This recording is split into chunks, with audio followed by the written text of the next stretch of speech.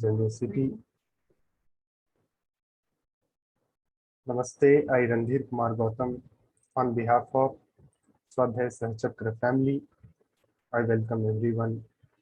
It's a great pleasure and indeed an honor to have available with us our distinguished speaker, Dr. Maroof Sahab and Professor Ananta Giri from Madras Institute of Development Studies.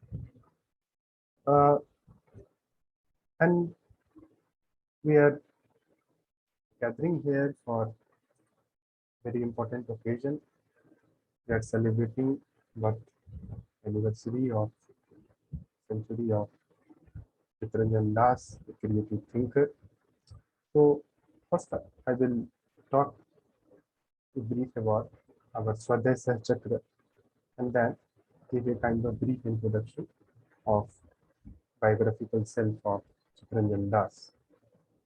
Swadhyaya Chakra, a circle for creative co-learning and mutual study. It is an initiative of studying and learning together self, culture, society, and the world. Friends associated with this are eager to walk and mediate with new horizons of thinking and new movements of social and cultural change at work in our contemporary world. We study seekers such as Sri Aurobindo, Mahatma Gandhi, Chitta Ranjan Das, a creative soul, and a great thinker from Orissa, and many others from around the world. We also present our own writing and reflect upon our creativity together. We also invite seekers, sadhaks from different field of life to share us with their lives, vision, sadhana, and struggle for creating a world of beauty, dignity, and dialogue. I will give a kind of brief introduction to our great thinker, Chitta Ranjan Das. Chitta Ranjan Das is a creative seeker and transformative thinker, an activist of our time who has written and worked on many aspects of human life, be it education, be it philosophy, literature, and intelligent human development and social transformation. Chitta Ranjan Das was born on 3rd October 1923 in Bellapur in the undivided district of Cuttack in Orissa, India, and left his mortal body on January 16, 2011. Chitta Ranjan Das is known to many of his friends, both travelers and concerned publics at large in Orissa and India as Chitta Bhai. Chitta Bhai has initiated many creative experiments, and you must have seen. I just begin the session with a video, and I will share that link also with you. So he founded Jeevan Vidyalaya School of Life in Champadi Chunda in 1950s. He was a pioneer in the integral education movement of Odisha and translated many works of philosopher Sri Aurobindo and the mother to Odia.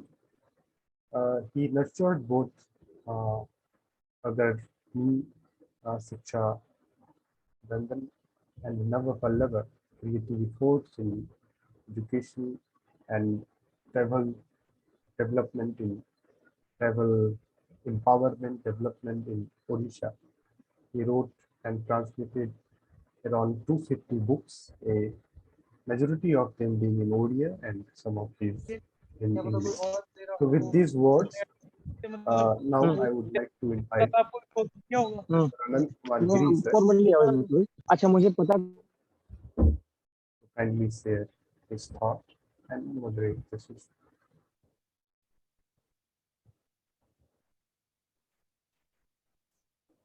Thank you with my heart, dear Randhir. And Chitta Bhai is so happy to meet with radiant souls like you, Randhir, and quiet, radiant seekers like Maroof, Dr. Muhammad Maroof Saha. And we are very blessed to have Maroof with us this evening to initiate this effort of ours, Swadhyaya Sahachakra, Chitta Ranjan Centenary Memorial Lecture Series. And we begin this with a very important reflection of Chitta Bhai on the Fakir. And this essay is about Surendra Lal Jahur, who is called Chachaji, and Chitta Bhai is called Chitta Bhai. And in this essay, Chitta Bhai is describing his life, vision, and sadhana of Chachaji, Surendra Lal Jahur. And that description itself is an invitation to all of us, first of all, to realize the calling of the Fakir in all of us. As we begin our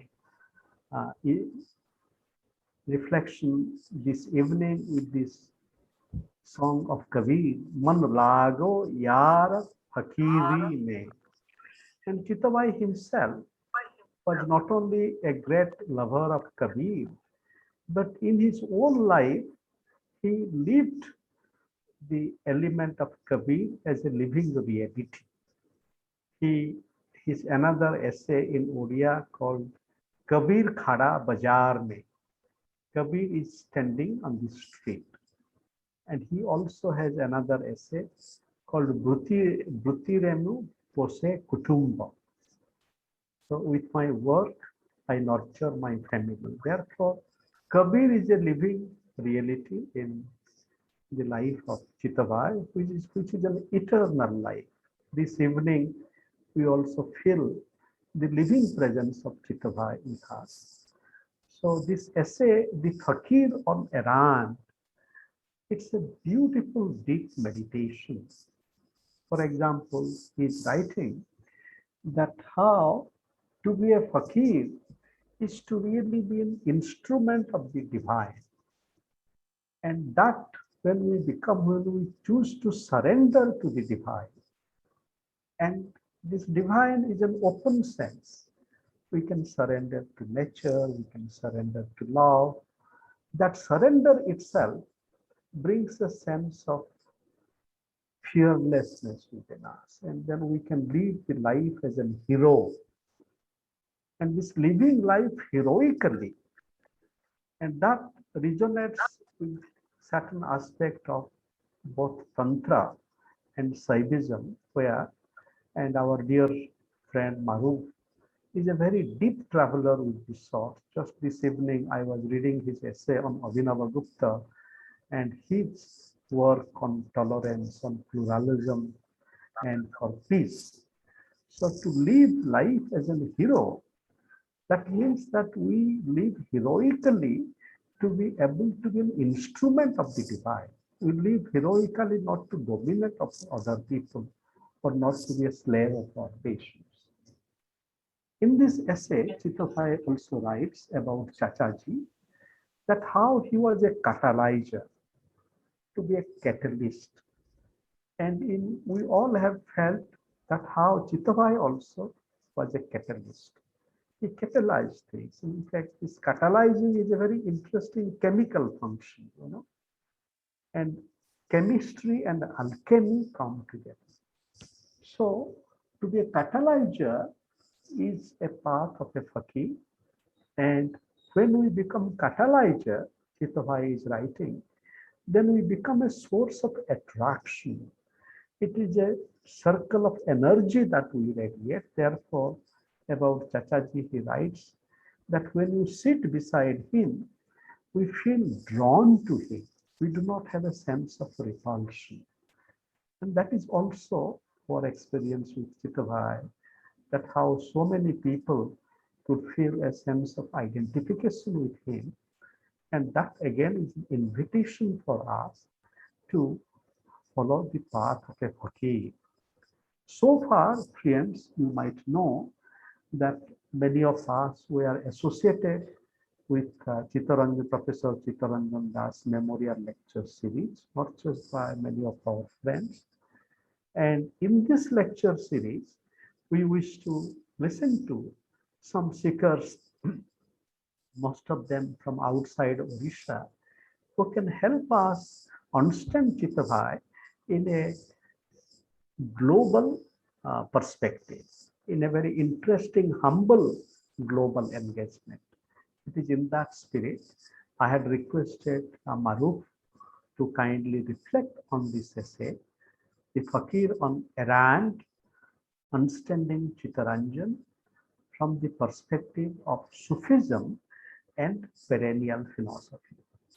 As we might also realize, Chitta Bhai was also a great participant with the Sufi way of life. The Sufism was very dear to him. So with this offering and submission, it is again my heartfelt joy to invite my dear brother, I should say my soul brother and loving friend, Dr. Muhammad Maroof Shah, to initiate our journey.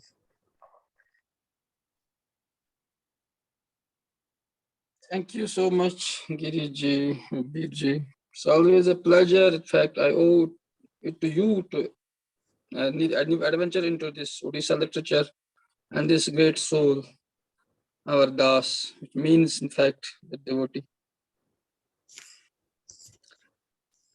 I was just reminded of Eckhart when I was reading him on this, the theme of poverty, of Fakir, and what it really means to be Fakir.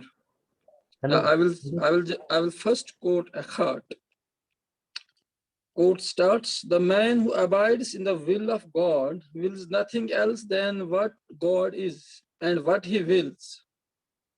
If he were ill, he would not wish to be well. If he really abides in God's will, all pain is to him a joy, all complications simple. Yeah, even the pains of hell would be a joy to him. He is free and gone out from himself, and from all that he receives, he must be free. If my eye is to discern color, it must itself be free from all color.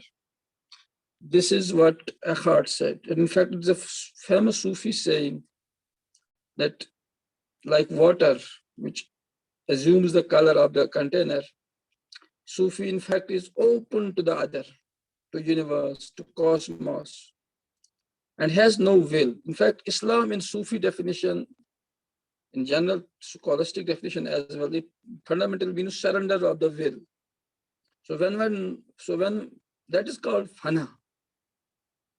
Now the great theme of fakir or volunteer, this poverty of the spirit, this has been explicated throughout Christian tradition, and I am reminded of Eckhart again, his great sermon on detachment, for example, and similar others. And I'm also reminded of great Rene Guinon's essay on this spiritual poverty, voluntary poverty. In fact, the whole of mysticism could be reduced to this one sentence, embracing voluntary poverty. In fact, Jesus has fundamentally said it, so it is key to the Bible as well. And in fact, prophet said, Al-Fakru Fakli, this voluntary poverty is my pride. Now, the whole of modern culture is in a way against this, embracing voluntary poverty.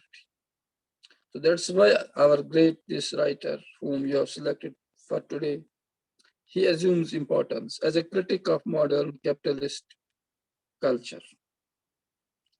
So Chitta Ranjan Das is fundamentally when he has, in fact, he's one of the organic intellectuals in the sense this modern scholars have used the term organic intellectual. But there are many things which will unfold during the presentation. In fact, which I don't think he has shared it adequately, or I hadn't access to him properly. But certain reflections which I have just read him, the reflections that come from Sufism and perennial philosophy, I will just try to in a way invoke them as well. So when we define, for example, the calling of Sufism, it is, in fact, the calling of mysticism. And what is mysticism? There is a calling of inner religion. And what is it in one sentence? It is call of the wild. Call of the wild. So what is this? In a way, this is what is embracing uncertainty means. Umar Khayyam is all about this embracing uncertainty. Now this requires that we, in a way, forego ego and the will. Because ego, mind and will, they trade this certainty. Certain projections of ego, we have to calculate this way or that way. We call that shopkeeper's mentality, businessman's mentality. There is a great essay, I invite all of you to read him, by Somraj Gupta on this call of the wild. In fact, he has done one of the best interpretations of Upanishads in contemporary times when he interprets Shankara. In his word speaks to the Faustian man. And there's a separate essay on this call of the forest, call of the wild. So when we, fundamentally, what is it? It is fundamentally the path of openness, which is the path of creativity. That is why Das is against methodology. That's why when he critiques sociology, what we call sociologism, when it reduces into that. So he's everywhere, he wants fundamentally to preserve the essential uncertainty and the creativity. For that, he has to critique all methodology. Now, how we approach this key theme of voluntary poverty in the specific figures he writes about or elsewhere as well. This is refrain in his work. I quote him: voluntary poverty makes you rich, really rich, because by it you lose the whole world in the way of gaining your soul. And then again, the whole world because you have gained your soul. And then regain the whole world because you have gained your soul. In this sense, a fakir, the voluntary fakir, has the whole world as their very own because they have known living from their soul. That's what Iqbal calls when he explicates fana and baka, khudi, the theme of khudi. And he says, for example, khudi ki zad mein sari khudai, zameen asma arsh kursi, khudi ki zad mein sari khudai. So when one achieves baka after fana, after embracing voluntary poverty, after having surrender, one in a way gets transformed, and the whole ocean is up in a way that becomes one's own, is appropriated. The whole ocean, what we call the divine. Now this call of Sufism is fundamentally, it comes with so many things. It comes with a critique of ritualism. It comes with a critique of what we call Pandits and Maulvis. It comes with a critique of establishment. We know these are all important themes in our writer whom we have selected today, Ranjan Das, and the way he critiques elitism. See, Sufism is all about non-distinguishing. It is what we translating Upanishadic dictum. We are known different from the Brahman. Ultimately, this means embracing Kunyar. We are all one. In fact, why is Tawheed or unity of God so important in Islamic understanding? It is because it implies as well brotherhood of man, unity of man. In fact, of all creation. So this is why it is important. So in a way, it critiques elitism, and that is everywhere, you know that. Then we can come to study of Gandhi, the way he, for example, approached him. And then we will try to see how he tries to synthesize, though he does not succeed always. There are some limitations that I will touch upon. See why, for example, why is it so important, the figure of Fakir, who he is. And one recalls the famous distinction of Bodhisattva in Mahayana Buddhism, that one has to even relinquish one's salvation for the sake of the other. Because deep down, if we want our salvation, It means we have fundamentally succumbed to the temptation of somewhere identifying with the ego. But our salvation is not possible if the whole world is not saved. So until every inch of the grass, every inch get salvation, man cannot be saved. This is what Bodhisattva idea really means. But this has been dramatically put forward by Abu-Yazid Bastami, a great Sufi, and others as well, who have in a way offered God that, oh God, send us to hell to save the whole humankind.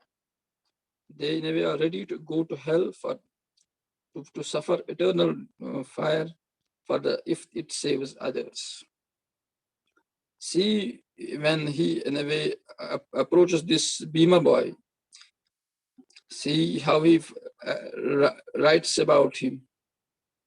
He says, he quotes him, let me be left condemned in hell, but let the world be redeemed and saved. These lines elevate Bhima boy to a height where he's no longer a mere poet.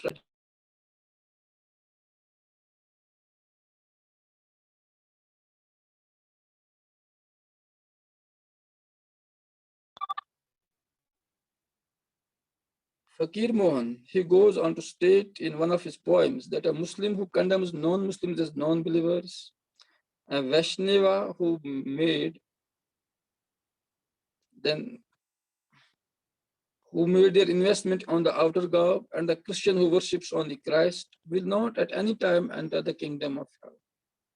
So this is very interesting. Only those are excluded from heaven who are uncomfortable with seeing others in the heaven.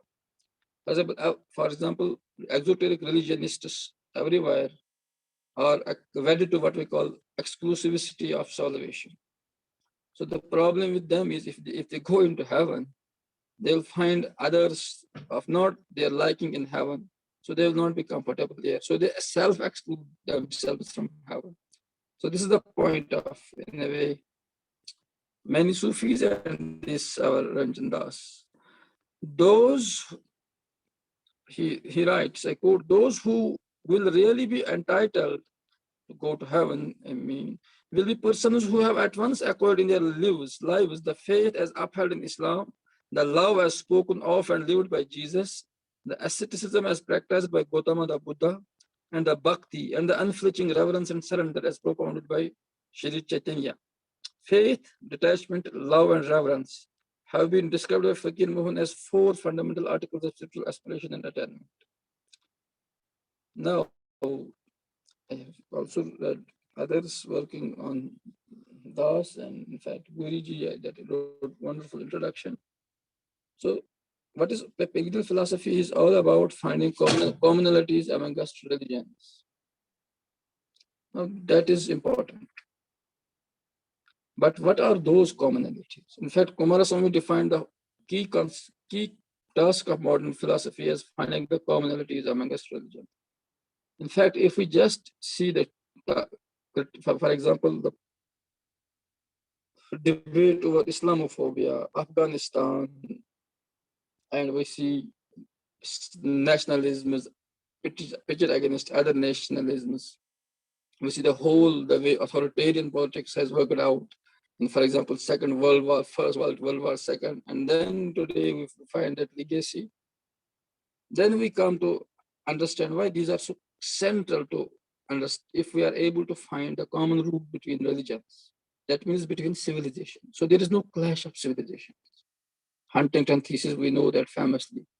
And we know that West against East thesis, that man shall never beat. And we know this religion against that religion, or this nation against that religion, that they are fundamentally divergent. There is no common point.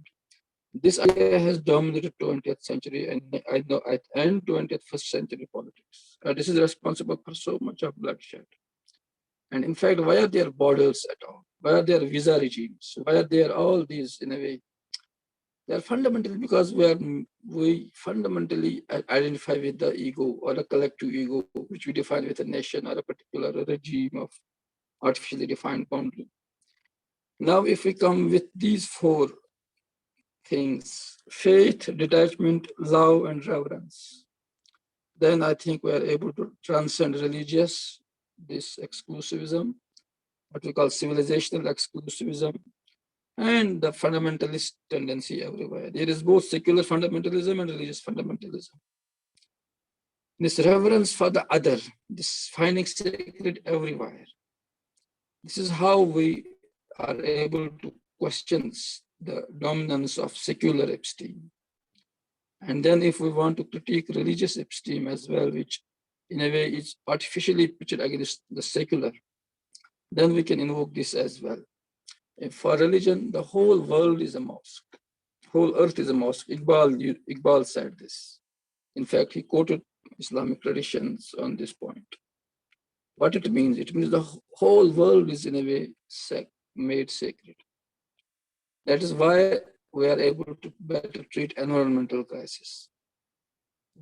The world is not an other. It is not a space to be exploited. It's not a resource, as Heidegger would say. Heidegger's central critique about modernity was this, that it takes the world as a resource. Something has to be done to it. We're not able to receive it. So that's why poetry is so important. That's why here the central theme of poetry and literary criticism in Ranjan Das comes. Poet, who is the poet? Poet is who is receptive to the other. Poet is a dissenter. Poet does not take the established path. He takes the path of uncertainty and creativity. And poet has nothing for himself. Poet is who sympathizes, who empathizes. So poet has no self. That's how Keats defined this poet. An artist has no self. That is how negative capability comes. Negative capability means identifying with not being irritated with the doubt, with uncertainty. That was the great virtue of Shakespeare as well. That makes him perennially relevant. So why is poetry important? That is a central theme of this Dubai. And why is poetry so important? That in fact, he would say we have in a way excluded poetry from our discourse. Chitta Ranjan Das, he has valued, has treasured poetry, is so central to critique of culture and understanding of everything. But poetry has been exiled from our horizons. In fact, Heidegger also complains something about something similar in his essay, What Are Poets For? Poets show the path of which to gods. Poets, in a way, open that fourfold. When science dominates, when a particular method dominates, poetry is casualty. That's why he invokes Aurobindo and in fact Gandhi and all those figures.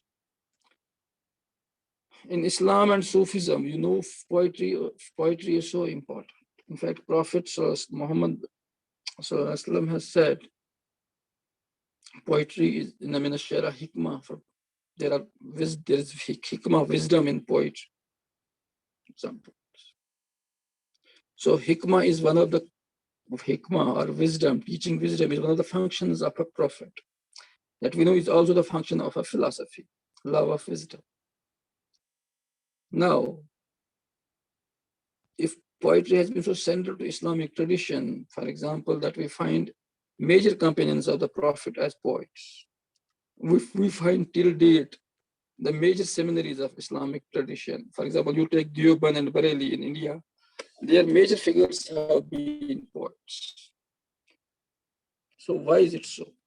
And why we know major Sufis are Sufi poets, say Rumi, and Ibn Arabi wrote also poetry. Name any Sufi, he's generally a poet as well. So to be a poet is to be human in the receptive mode, receptive to the other. To be truly ethical, one has to be a poet. And to be a poet is not just craft of the words. He is critical about that simplistic definition of culture and all that is Ranjan Das. To be a poet is to be open to the other and what we call what disturbs the ego. In fact, what is fundamentally poetry's claim? In T.S. Eliot's words, is escape from personality. In fact, in escape from personality is all joy. God has hidden joy in every attempt in which we escape personality. In music, in love, in sexuality, in art, in craft, in doing work, wherever yoga is, any kind of yoga, any kind of union with the divine, that is joyful, but that fundamentally requires surrender of the ego. Why is whenever we enjoy friendship or whenever we enjoy a cup of tea in the presence of friends or family, why is it more joyful? Because fundamentally, ego is transcended. And why we enjoy even cricket, watching together? Why is myth important? Then that comes a very important theme in this Ranjan Das is what we call the importance of myth and folk literature. I recalled Kumaraswamy on that folk literature. In fact, folk literature has been gloriously misunderstood by modern literary critics. In fact, modern contemporary literature is a degeneration. If folk literature is the case as it has been in a way, it has embodied metaphysics. It is not that imprecision or it is very subject to unworking of mythologies and all those. It is very precise science of its own. And since we are unable to live with the great myths or invent new ones, that is the crisis of modern man. Ulysses and all those great works of modern literature, they in a way Marcia is paying. Their lamentations on this, our inability to live with the great past myths and our inability to invent new ones. Why was Jung so important in this modern discourse? He wrote in his Modern Man in Search of Soul something similar. For example, for him, we can't ask the question about existence of God. When he was asked in an interview by BBC, I think, do you believe in God? He said, I do not need to, I know. So he said, as a mandala, as a fact of what he called deeper consciousness, unconsciousness, that is a term that has been questioned by perennialists that we may sometimes other deal with. But the point is, that God is a fact of consciousness in inner life, mandala.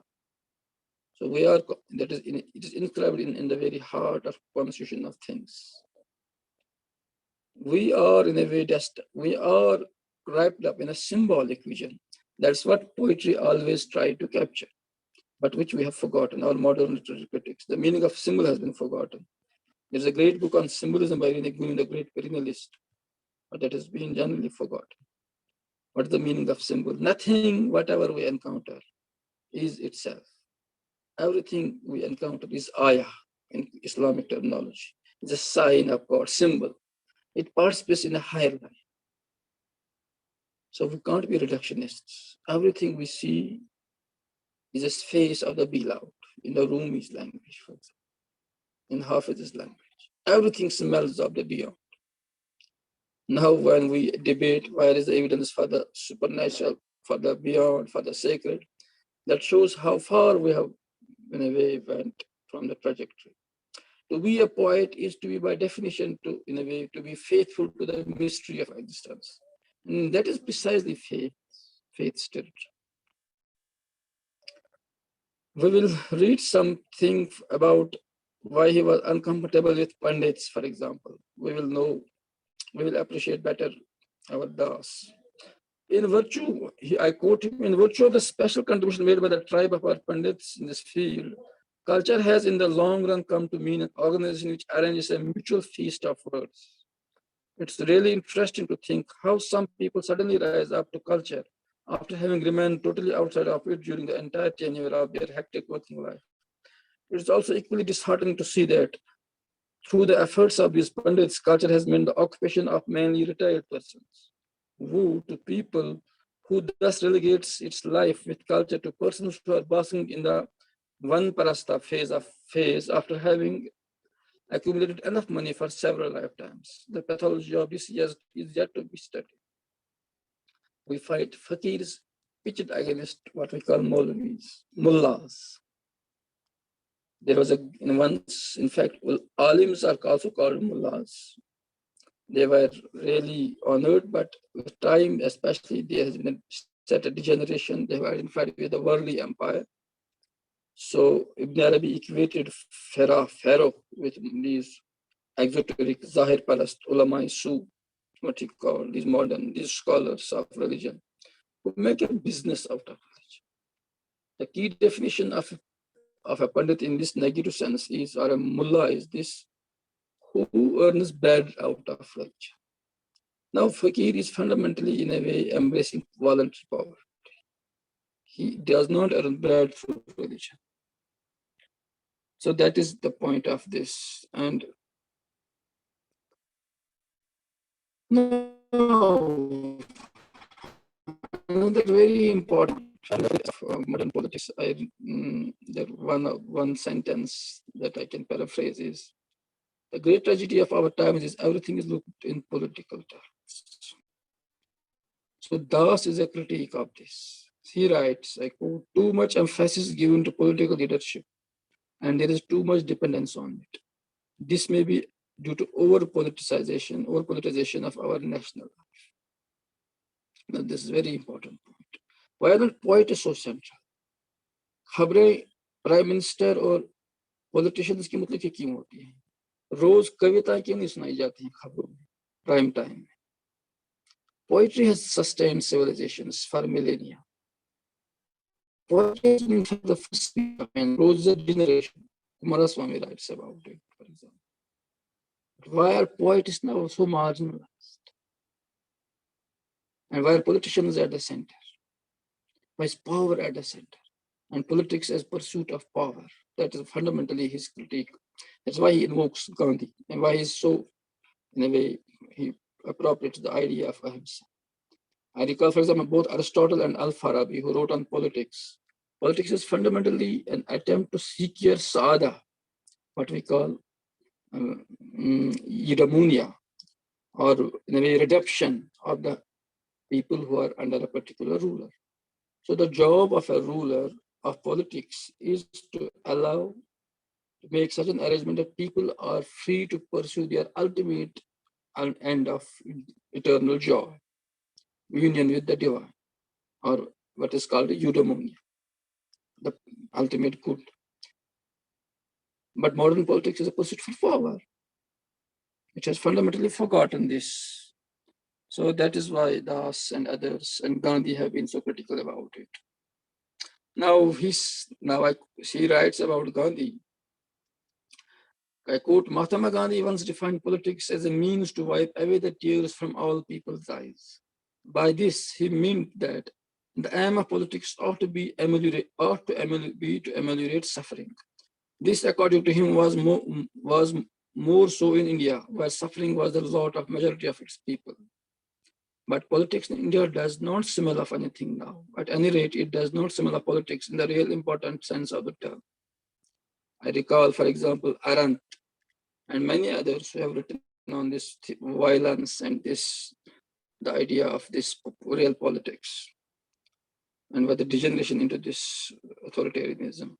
But there's a difference with the perennialist, for example, the way he would treat democracy, though he is in a way not invoking democracy as a particular political ideal, but as a whole socio-cultural, in a way, idea, which means fundamental openness to the other, free, in a way, readiness to consult, to learn from others, a humility. In that sense, even Ananda Kumar would not have a problem with him. Though we know his great essays on literacy and bugbear of literacy, then critique of democracy and all that. Now that comes from a different in a way perspective. We need not in a way go with there. Now, central to Sufism is also the humor. You know, Rumi has said humor is a direct path to God. All other paths, in a way, they touch the surface, what we call sifa. They do not touch the zat, the essence of the divine. Why is so humor important? Humor, you lose all of ego in one go. Humor is only possible when ego is, in a way, wiped away for that moment. Now, in fact, Ghalib has invoked this theme so many times in his poetry. Now, I quote Das,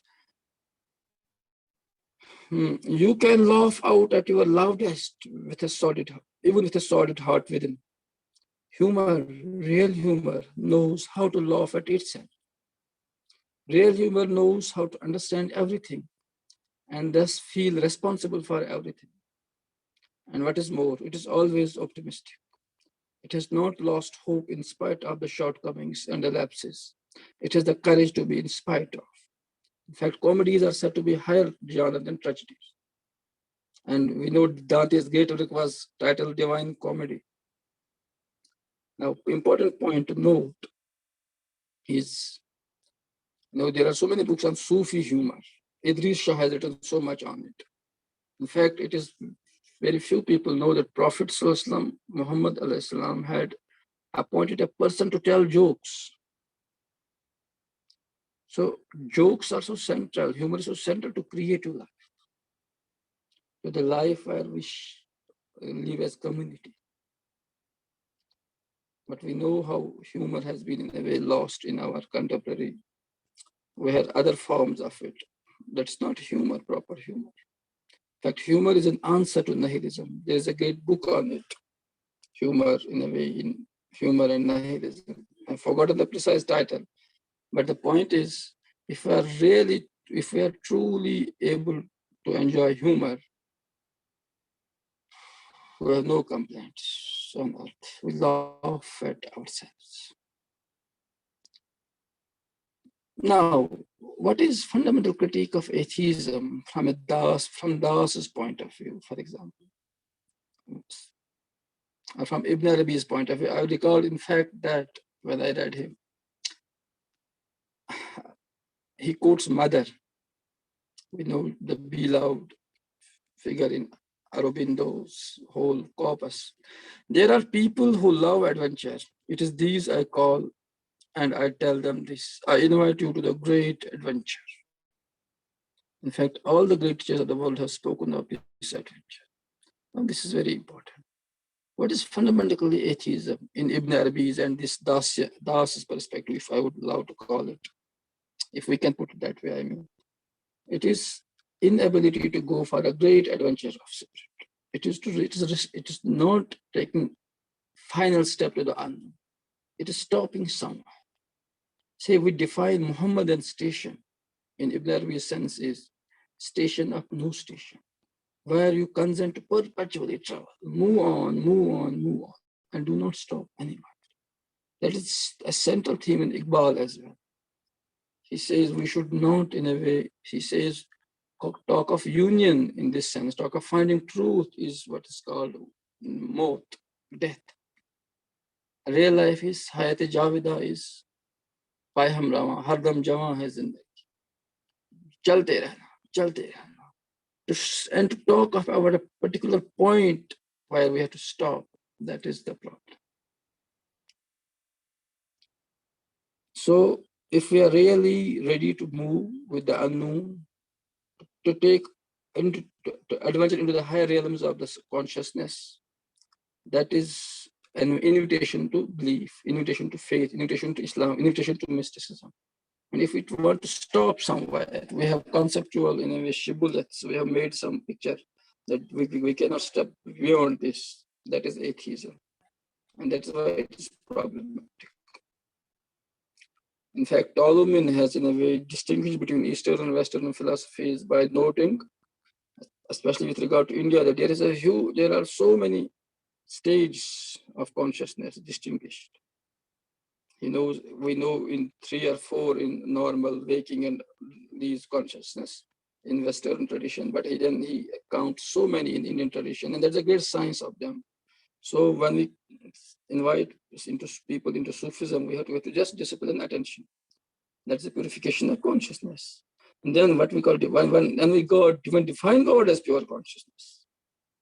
So God has to be received and mind is transcended. That's all what Aurobindo was about, supramental and all that.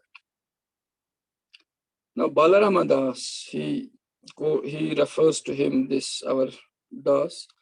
The eldest among them says in one of his books that people were lost in the worship of stones and trees and thought that making penance and visiting places of pilgrimage were the most important things. Vratas were observed mainly as acts of propitiation. These people were incapable of God realization. One has to know this as the truth, he warned, that all this worship was nothing but a falsehood. Chutyananda, the youngest, declared boldly that Shastras, the reading and the repeating chanting of them, could never bring salvation or the desired transformation. So this is the point. This is how, for example, Rumi and Hafiz would critique exoteric religion, Pandits and all those. Now there is a very interesting take on Shudra. Why was Sufism so popular in India? Why it helped Islam in its smooth entry into India or into Kashmir, for example, as well? Whenever Sufis went, they didn't distinguish between humans on the basis of caste. Now, in an interesting twist, how our Das in a way redefines the idea of Shudra, and that in fact invokes a Sufi definition of Fakir's way of looking at the world, and that in a way, that's a very deep critique of Brahmanism, when it degenerates into that cult, a particular cult, a power regime. See what he says. I quote, in the Middle Ages, as in any age in the traditional Hindu society, the Shudra was considered to be the lowest and condemned to remain so. They were always ascribed the role of an underdog by the social lawgivers. The Panchashaskars totally obliterated this constitutional structure by declaring without the least hesitation that they themselves were nothing but Shudras. And the explanation they gave in support of this was immensely significant. Humility, they said, was the quality that should best characterize the Bhakta. And this humility was the Shudra Bhava, the Shudra attitude. So, we are invited to be Shudras. So this in a way turns head on this Brahmanism, and that when Brahmanism becomes in a way pursuit of ego. So he says we do not make any distinction between big and small, high and low. We do not belong to this Brahman caste or to those of Kshatriya or the Vaishya. Achyutananda makes a sort of review of the three higher varnas over the course of age and says that the Brahman becomes ridden with ego and forfeit their right to be bhaktas. The Kshatriyas began to rule over kingdoms, tyrannized others, and caused so much death. The Vaishya attitude is a mercantile attitude. They are given to bargaining and arguing. Therefore, these three castes could not make themselves inwardly eligible to be bhaktas, and they were leagues away from the real Tattva. So this fundamentally distinguishes it from the modern criticism of, for example, in Dalit studies and others, where fundamentally we are in a way playing into the trap of the power politics, that we need to host those rights and that rights. I invoke Gandhi again, who said, from a well-done duty, all right is full. If we are truly humble, and that is to be truly open to the divine, that in fact opens the whole cosmos to us. We are the real kings. That's why Jesus said, you seek kingdom of God first and all things will be added to you. And that is only possible when we become Shudras, we become truly humble. So now on literature and poetry, he says regarding this Bhima boy, what he wrote was meant to awaken the people to the totally new dimension of living, aspiring and reflecting in their relationships. He proceeds in the society because he will unearth that might be, that is open through poetry.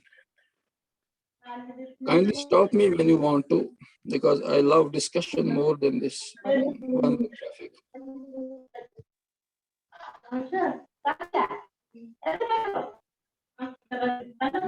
Kindly stop me whenever you want to, please. Okay, so thank you, Maroof. Maybe in the next 2 to 3 minutes, please. Okay. I will just try to 3 to 4 minutes if it exceeds kindly. Please. Now, what he says about, it has been said that human is a myth-making animal, and that is this faculty that transforms the animal to something beyond itself. Students of the oral tradition will have great time relevance if their studies can awake us to the interest in this myth, in our own myths. Now, why are myths becoming always controversial? Because we have forgotten, as Ananda Kumar says, that myths are penultimate truths. Myths, in a way, have a language of their own. If we were able, that was all. If we really knew myths, we would know metaphysics better. We will not call what their historical or they're historically true or not. But what is important to distinguish in this Das is he's optimistic. He says these things will pass. We are not entering into the end of the dark age, but the beginning of a new age. For that, in a way, for example, in Sufism, there is a streak of, for example, in Ibn Arabi, I find there is a secret of an age. He says we should not revile time, quoting Prophet who said, do not revile, in a way, we should not say anything bad about time because time is God. What does that really mean? That really means that every age has its own secret. God is manifesting in a new glory in every age. So in today's world, for example, this webinar is trying to find other ways of being, more poetic, more creative, more open, what he calls mutuality, our Das. So so we are always opening and in a way traversing towards the other higher spiritual world. So heaven is in a way dimension of this world, and it is being in a way, or this dimension is a slower dimension of the heaven. So we should not be in a way go into that pessimistic mood. That was the point. But that distinguishes him from certain perennialists, whom when we read, especially they might give an impression that we are doomed and we are not going to get. But deep down, every perennialist is committed to what he called another Satyuga, getting born out of this Kali Yuga. So on that mode, but he's, for example, invoked Gandhi on that. Gandhi invites us to a new man. The new man where relationships are central, where we are not wedded to a politics of power, where all that is important is the other, the opening to the other, the life of a fakir. So I was trying to I was trying to sum up by saying when we are, Das is fundamentally about embracing voluntary poverty so that we become open to the universe. And his is a critique of modern culture, which has denied myth and oral and folk it is a value. And he says there's no culture in a way, in a proper sense of the word. In fact, I am reminded of What is Civilization, the book by Ananda Kumar when reading these. And he's fundamentally trying to say to a Husseini attitude, a critique of establishment. He says whenever one is at home with establishment, there is something fishy. So like Hussein, there is a great book of a modern Iranian scholar, Resisting the Empire, in which he redefined, in which he understands Husseini attitude, Karbala, as it is about resisting the empire, always resisting establishment. So to be comfortable with the establishment is in a way to be inauthentic. And he then invites us to what he calls a special way of doing literature, where we do not succumb to modern criticisms, which have been in a way fundamentally which try to highlight history and politics and miss fundamentally poetry, the cultural materialism, historicism, and all those trends. And lastly, his central critique of what he calls this modernity is, say, the hubris and traditions in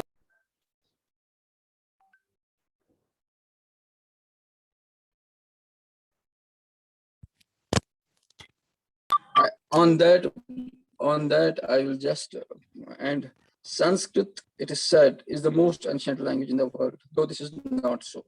He he writes, I'm quoting him, Sanskrit, it has also been said, is the oldest language in India. This is not also. Like another language, Sanskrit has undergone various processes of substitution and growth, though many lovers of that language will not gladly admit to. On the contrary, they will try to convince you that the gods were once pleased to bless the Aryan race in India with the Sanskrit language, and with Sanskrit only as humankind is really eligible to be civilization with the word and name. But these are prejudices, not facts, superstition, not history. Precisely, this has been in a way said about every religion by many ideologues and many other languages. For example, about Arabic, it has been in a way thus said. So this is, he called it sentimentality. So if we are really to move away from the sentimentality and embrace the objectivity, that for that we need to in a way be mature, and we need to be open to the other, religious other, philosophical other, social other. That is what Ranjan Das is all about. Thank you so much. Thank you so much. Khuda Hafiz, Allah Hafiz, and Shukran. It's such a beautiful meditative journey. Your words really coming out from a depth of truth and depth of life's adventure. Now, many thinkers that you gifted us, Ananda Kumaraswamy, Carl Gustav Jung, they were also dear fellow travelers in Chitta Bhai's thinking. So it is really joy, very inspiring, very enriching, the way you wove together many aspects of Chitta Bhai's work. So now, dear friends, let us join Maroof and also Chitta Bhai in thinking together. I invite friends who are present who would like to speak. Please indicate in the chat option. Randhir, you kindly have a look at it. In the meantime, to initiate the conversation, let me invite Madan Bhai, please. Madan Bhai, after Madan Bhai, Susriapa, and then Minati, and then other friends, please. We also have Dr. Vidyadhar and Dr. Sanghamitra Panda. I have requested them.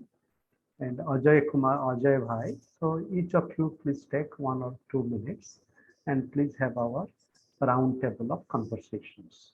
Madan Bhai, please. Hello.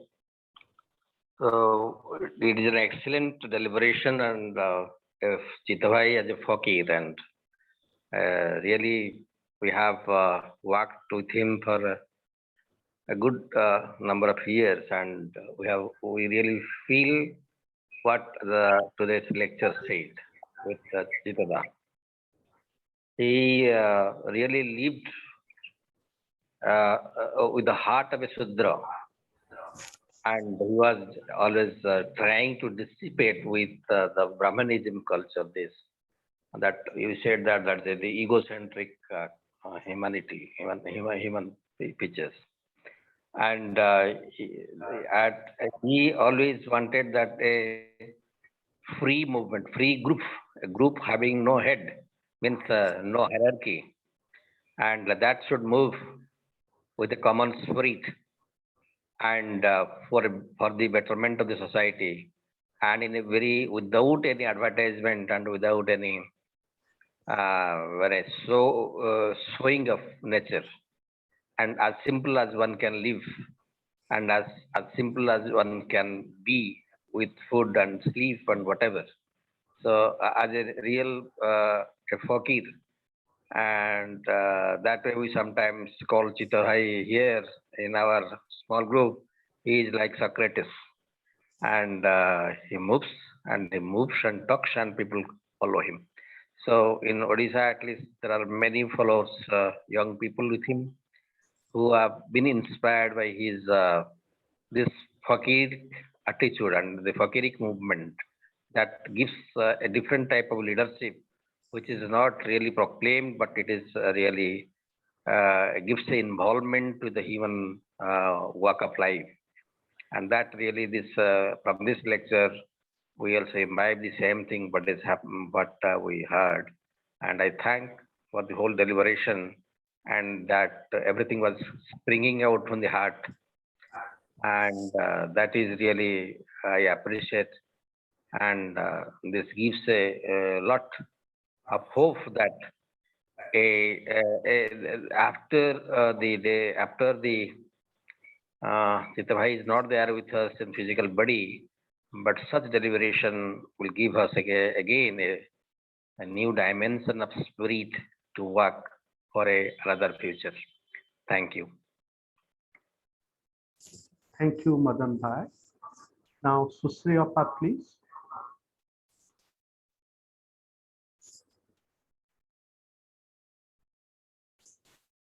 Okay, Susriyapa is taking.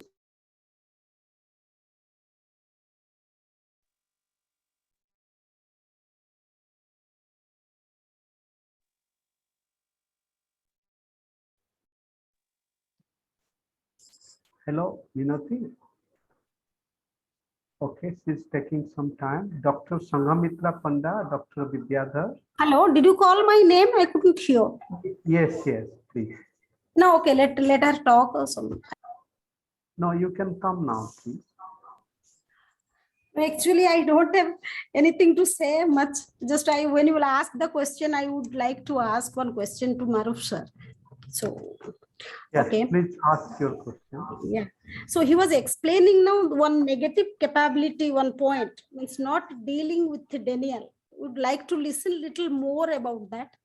And one more thing, actually, I mean, they were telling that myth and truth.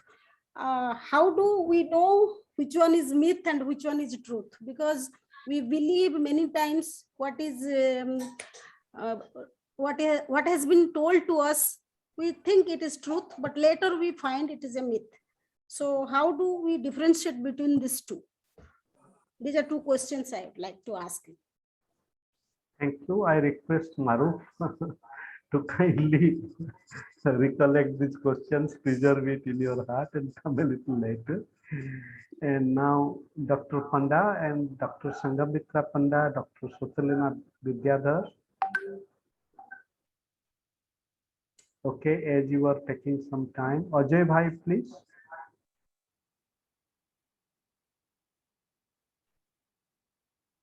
Okay, now Srijukta Ajay Ketan Mohanty, please.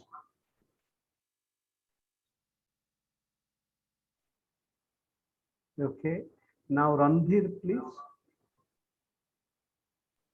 I think it's very, as you have said, meditative talk. And I think perennial philosophy and being Fakir exist mutually. Or in other words, Fakiri cannot exist without perennial philosophy. So I really, appreciate the way he delivered his talk and highlighted a kind of construction of Fakiri through the life of Chitta Ranjan Das. Humility, humor, and optimism.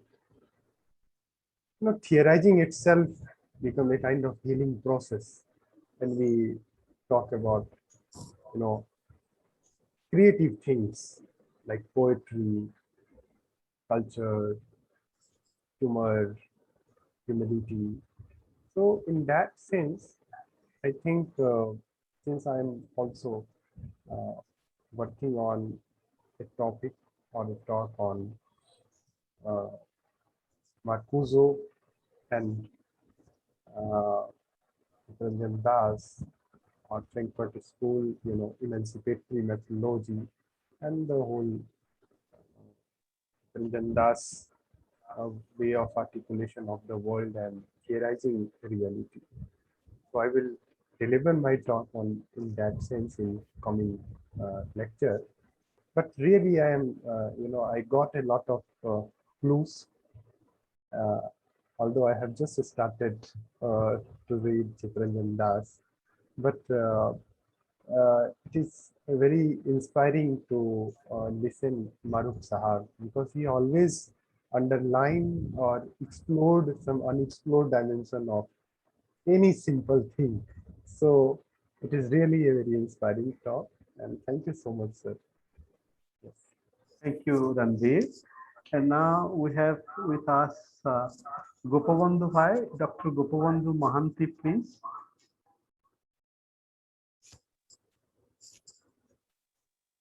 Okay, Dr. Rabindra Kulkarni.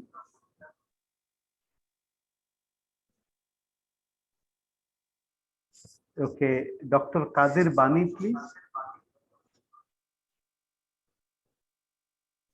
Okay. Hello.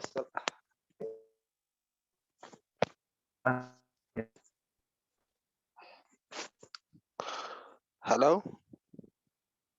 Yes, you are audible, sir. Please.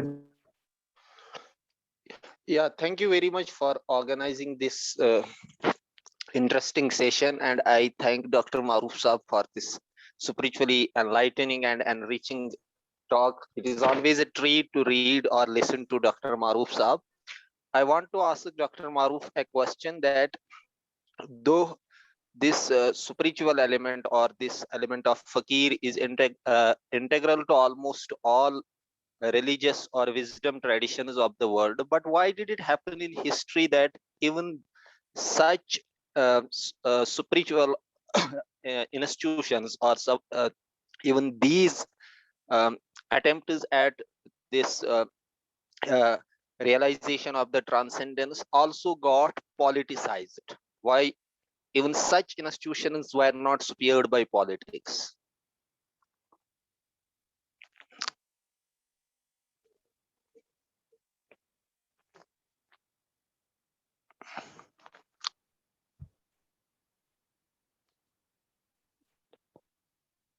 Thank you so much. Now, Rabindra Kulkarni Sahab, please ask or comment.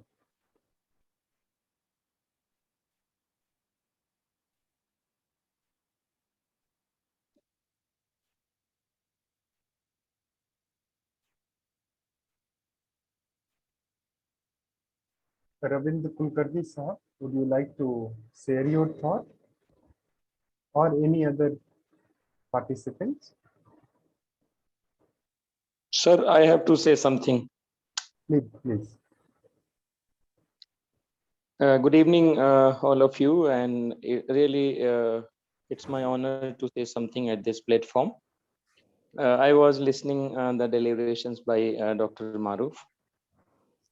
Although I have not read Chitta Ranjan Das, but the deliberations made by Maroof sir was very acquainted. Means it was kind of a subject with which I am also acquainted with.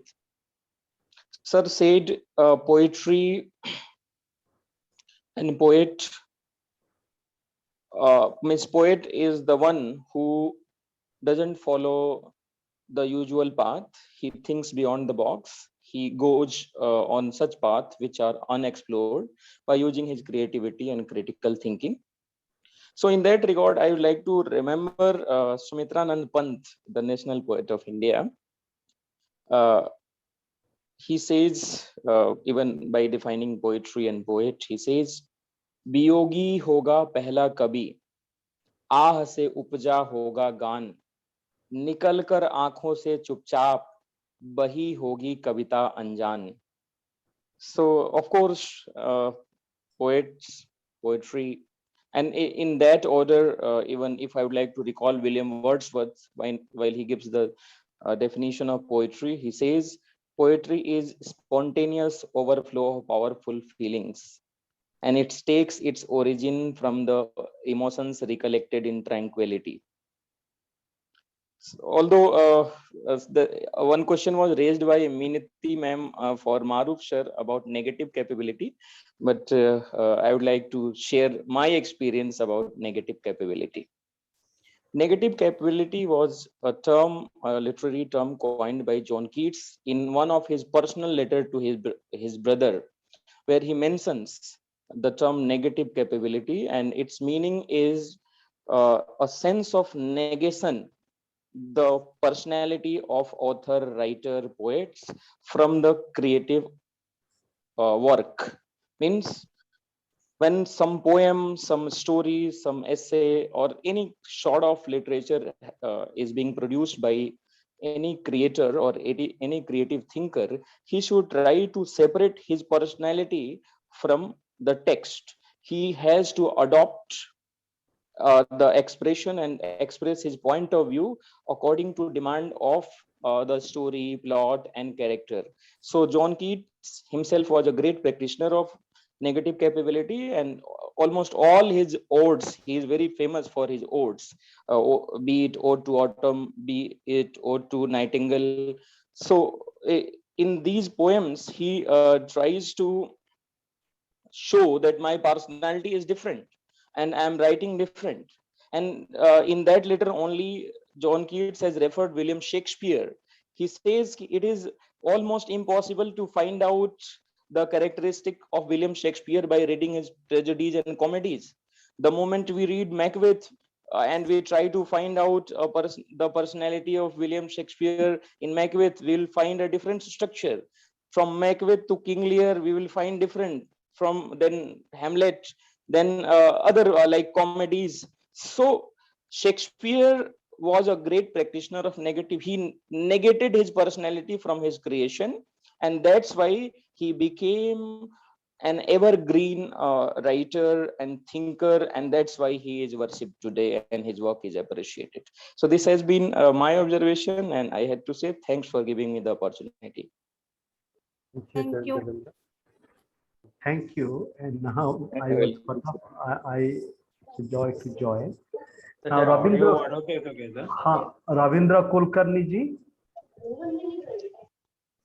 Hello Kulkarni ji.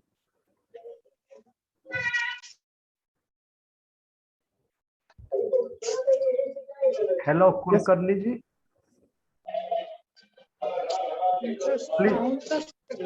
Please share your thought, Kulkarni ji.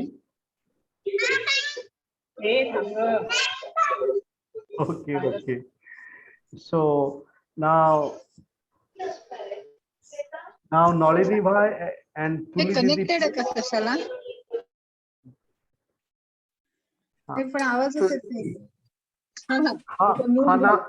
Now we can hear. Please say, Kulkarni ji.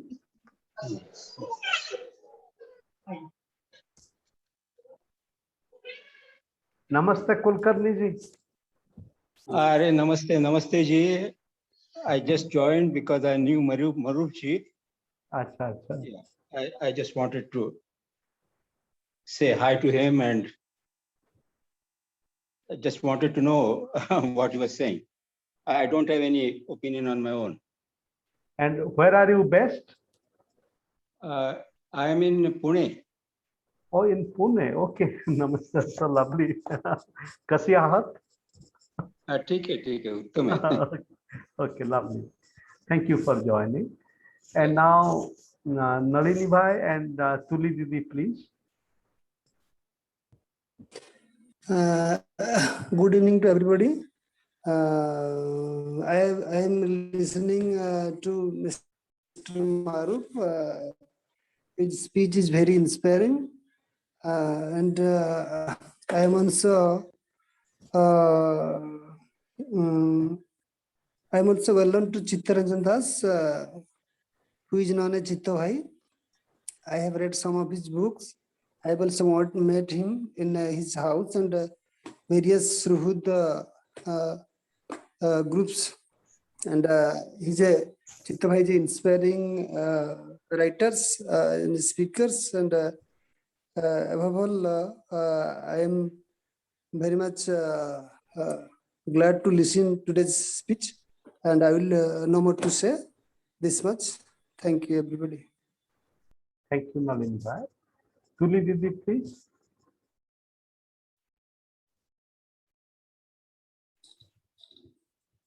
Namaste. Namaste. Good evening, everyone.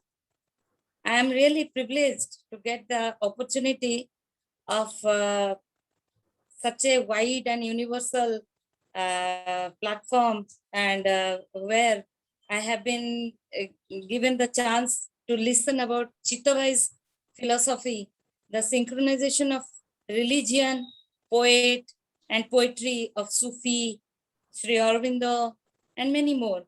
Even it has been focused on Fakir Mohan of this land. And the fundamental atheism of Chitta Bhai's philosophy of consciousness, salvation, his simplicity, and his Fakiri movement, it has really impressed me. And really, I am grateful to Maroof sir, and I am very much thankful to Ananta Bhai. Thank you. It was really a unique opportunity to listen about Chitta Bhai from Maroof sir. Thank you again. Thank you, Tuli Didi. And now, after Maroof presents his thought, we would conclude with a song by Tuli Didi. She sings beautiful Rabindra Sangeet. So now, Maroof, please. After Maroof answers the question, we'll listen to you, Tuli Didi, please. Thank you so much. I recall certain questions, and about negative capability, I will answer last because I think I missed the question. I lost the connection that you will repeat afterwards. I think we will first try to clarify what this myth is, how it is been ultimate truth. In Hinduism and Buddhism, that small but great text by Ananda Kumar Swami, he in fact introduced the whole book with this statement. Myths are penultimate truths. But I think it is his great friend Joseph Campbell who wrote that great book about mythology, who explains this statement in a wonderful way. I will just refer to him, then that will explain this, how it is all about. For Campbell, cultures live by virtue of myths, and our task is to relate to the inherent treasure of myths to make life a rapture. He wrote, myth is much more important and true than history. History is just journalism, and you know how reliable that is. And he also wrote, mythology is not a lie. Mythology is poetry. It is metaphorical. It has been well said that mythology is a penultimate truth. Penultimate because the ultimate cannot be put into words. It is beyond words, beyond images, beyond that bounding rim of the Buddhist wheel of becoming. Mythology pitches the mind beyond that rim to what can be known but not told. He also says, myths are public dreams, dreams are private myths. And more elaborately, mythology is composed by poets out of their insights and realizations. Mythologies are not invented, they are found. You can no more tell us what your dream is going to be tonight than we can invent a myth. Myths come from the mystical regions of essential experience. Myths are epiphanies of the rapture of being, and artists bring the images of mythology into manifestation. In fact, we have forgotten the meaning of mythology, and it is often equated with something of a lie or which is a subject to some pseudo-historical that experience or something, a dream of primitives. So that is a problem. And about Vani Sahab's this point, politicization of mysticism, in fact, that is the tragedy which I try to point out. Everywhere power sneaks in the into the very heart of religion. In fact, it tries to make inroads because ego is everywhere. It apes God. Satan apes God. Ego apes God. I, the small I, apes small self, apes the divine self, higher self. Politics, in fact, why has been Fakir always on the margins? In, I think, every society. And Socrates have been on the margins. Somehow, deep down, it appears that, especially as late, though it is true that the greatest of political thinkers have been, in a way, mystics of sorts. For example, take Plato, take Al-Farabi from Islamic world, take even Sayyid Ali Hamadani. And if in Indian context, we take It's the greatest theorists of politics. They had deep connection with mysticism as well. So it is not just politicism, mysticism, but we say that mystics have informed the best of politics. We can look at it that way. But it is somehow, since ego is everywhere, passions and then what we call nafs is everywhere, it in a way tries to frame religion, it has been well said, even the devil can quote scripture. So everywhere, and the whole struggle of mysticism is against this lower self, these passions of the self, which try to degrade us in a way. Centrifugal passions try to somehow lead us beyond our normal, which should have been our aspiration for the transcendent, for the other. So it is the problem of psychology that why when mysticism becomes political, and that whole mysticism is an effort to rid us of that negative psychology. So about negative capability, I didn't hear the precise which first madam raised, but I will just try to only explicate if I can take Western critics away, even if we do not refer to them, if we refer to, for example, if we refer to our generations, they have also been fundamentally focusing on art as alaukik and fundamental need to move out of the personality, out of the ego, to in a way capture the wonder of being through the work of art.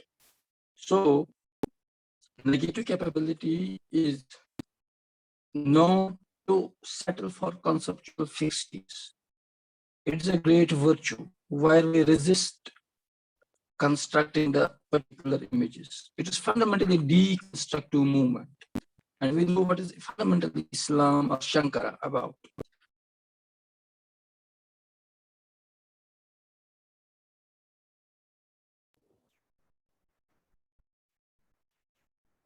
I think perhaps he lost his connection.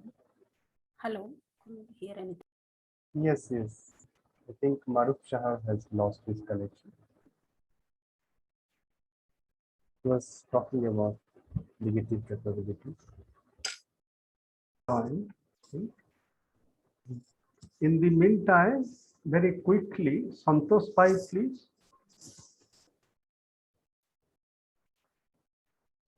Santosh Pai.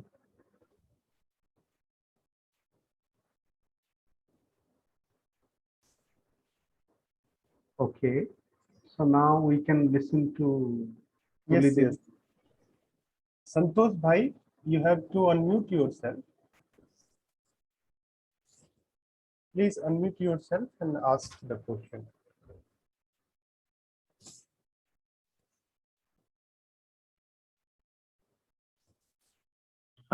Hello. Yes, Hello. you are audible, sir, please. Yeah, audible. Am I audible? Yes, yeah. yes. Good evening to everybody. Actually, I came late. I only heard the concluding part of the speech. So it is nice that he was speaking about Chitta Bhai and his thoughts. And here today we are. Can I wrap it up or just you are trying to wind it up? No, you can wrap it up. First, listen to Santosh Bhai. He's just saying one or two lines. Yes. Okay. Yeah, let him continue, please. Okay. Thank you. Yes. No, Santosh Bhai, Yes. you can complete it, please. My point was negative capability is a universal virtue praised across traditions by both mystics and poets. That makes Shakespeare and Keats both great, and that is key to the deconstruction of the self. That is how it makes them mystery of the and the wonder of being accessible. If we are capable of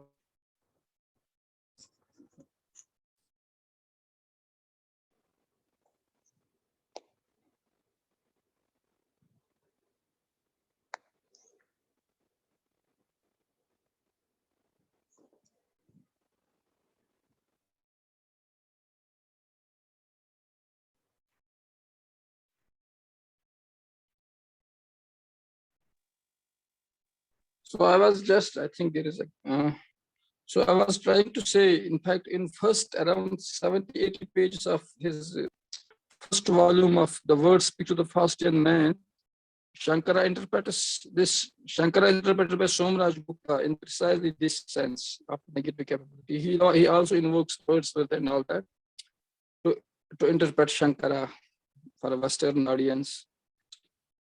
So the fundamental Sufi quest is three things: openness to be, which requires attention without distraction. In fact, Samuel's definition of God is attention without distraction, purification of attention. And all this is possible by loathing of the self.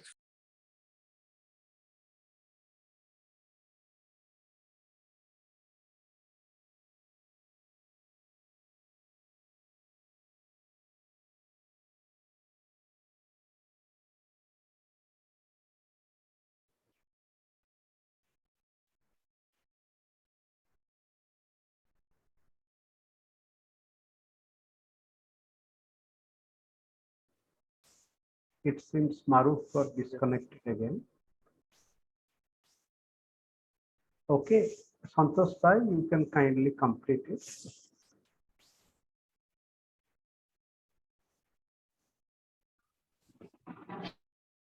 Actually, what I was saying that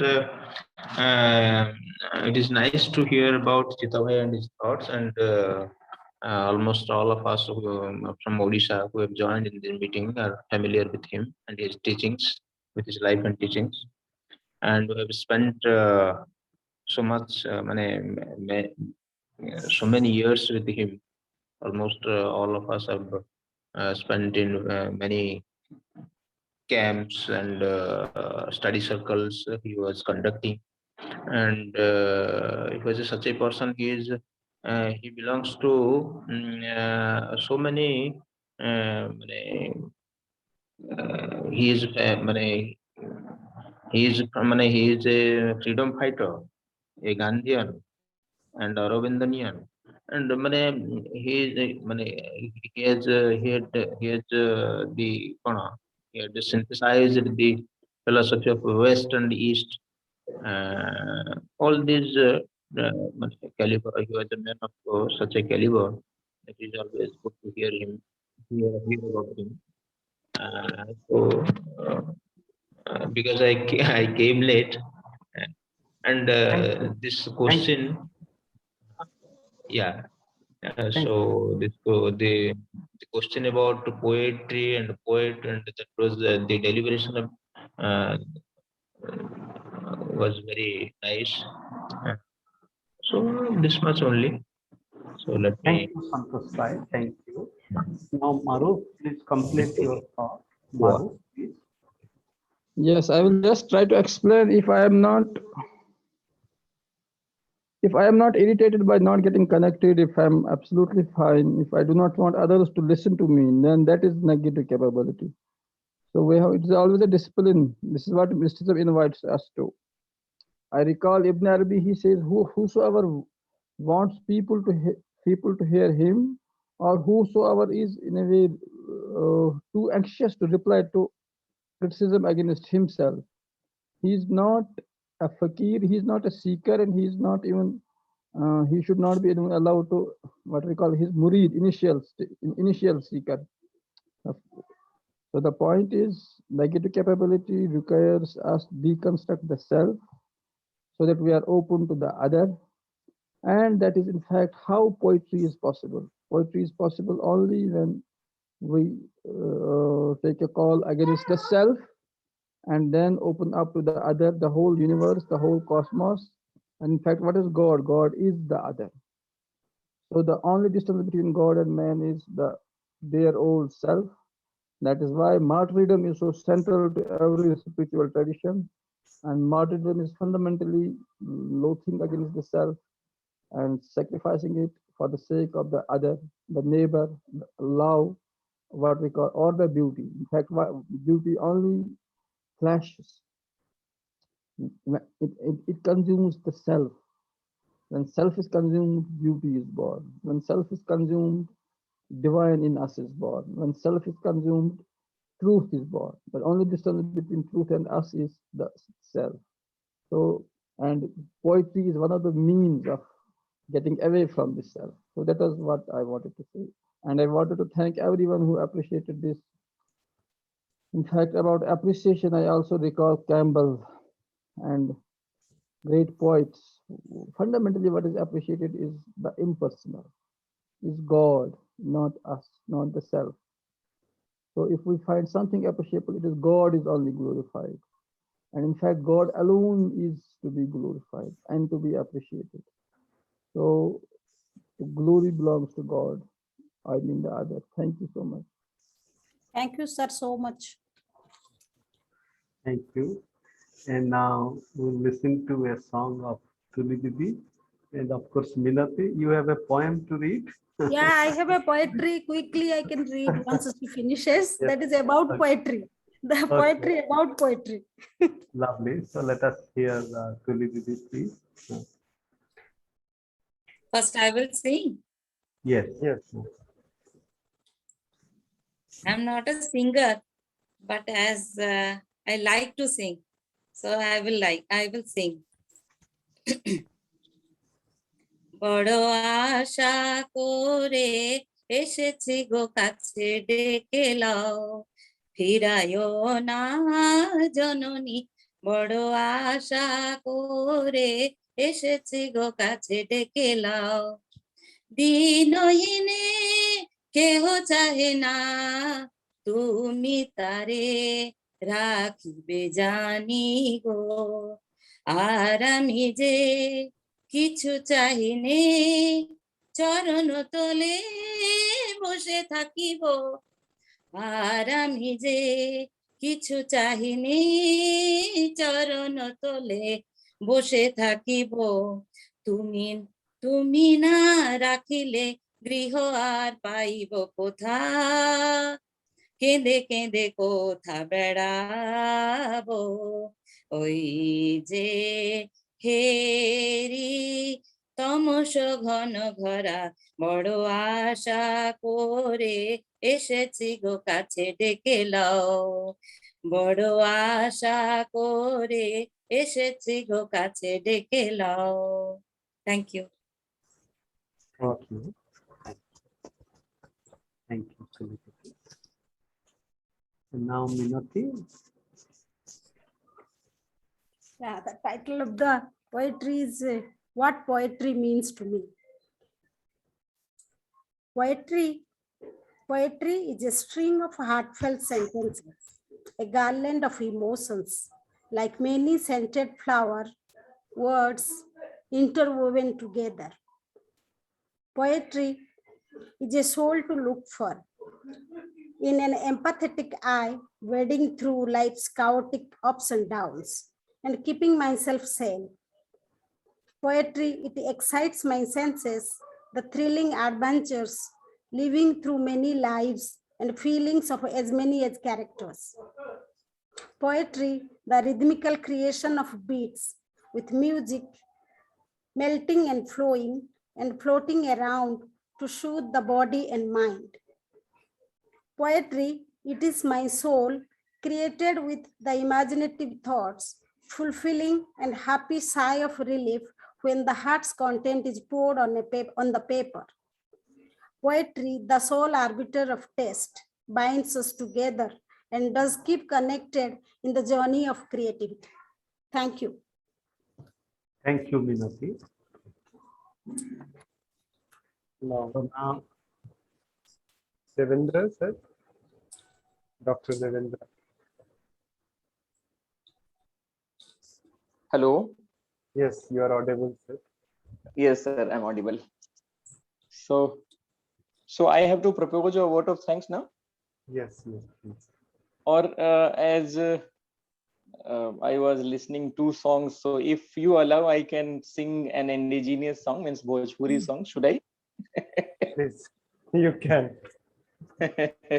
It's a mystic song, rather spiritual. So let me start. The song is dedicated to the soul, which bonds, and after completing the cycle of life, it again turn to God. So on that theme, some Bhojpuri poet has written this, and this song is close to my heart, so I feel like to sing.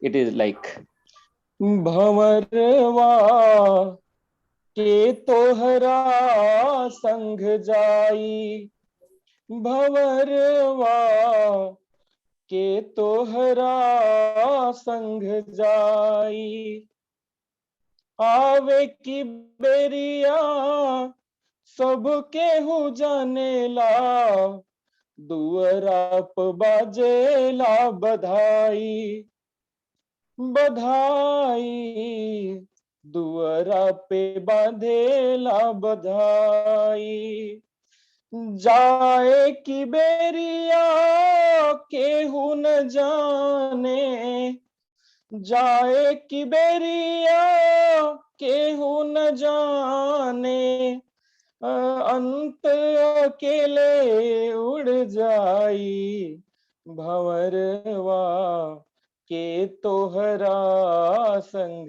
जाई, भंवरवा के तोहरा संग जाई. So when soul is departing, so how his family members try to stop it, and they show their sorrow. Dehri पकड़ के मैं हरि रोवे, बाह पकड़ के भाई, डेहरी पकड़ के मैं हरि रोवे, बाह पकड़ के भाई, बीच अंगनवा माता जी रोवे, बीच अंगनवा माता जी रोवे, बबुआ के होला विदाई, भंवरवा के तोहरा संग जाई, भंवरवा के तोहरा संग जाई. So thank you very much for giving me the opportunity. So it's my honor to extend my vote of thanks at this beautiful evening, and really the talk which was organized by Swadhyaya Sahachakra for co-learning, it was appreciable, and particularly I am a little known about Chitta Ranjan Das sir, but our stalwart speaker, particularly Maroof sir, the way he used many analogies, both from Sufi tradition, from English literature, from Western literature, from Indian literature, quoting Kabir Das and all. It was mind-blowing and fantastic. So on behalf of organizing committee, I would like to express my deep sense of gratitude to Dr. Maroof sir for joining us and making us blessed with your benign words and updating us with the thoughts of Chitta Ranjan Das. Next, I would like to express my thanks to Professor Giri sir.